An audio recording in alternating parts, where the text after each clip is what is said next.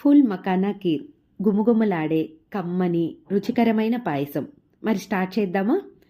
2 cups సగ్గుబియ్యం తీసుకొని water పోసుకొని 1 గంట పాటు నానబెట్టుకోవాలి.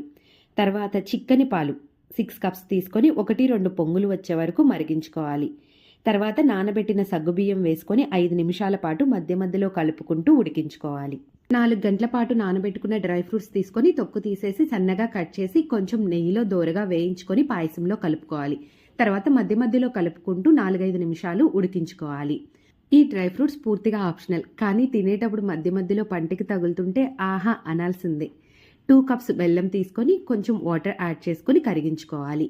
కొంచెం యాలకుల పొడి, కరిగించుకున్న బెల్లం సిరప్ యాడ్ చేసుకొని స్టవ్ ఆఫ్ చేయాలి. ఆఫ్ చేసిన తర్వాత డ్రై రోస్ట్ చేసుకున్న పూల్ మకానా కూడా యాడ్ చేసుకొని కలుపుకొని సర్వ్ చేసుకుంటే మనీ పూల్ మకానాకి రెడీ. తప్పకుండా ట్రై చేయండి.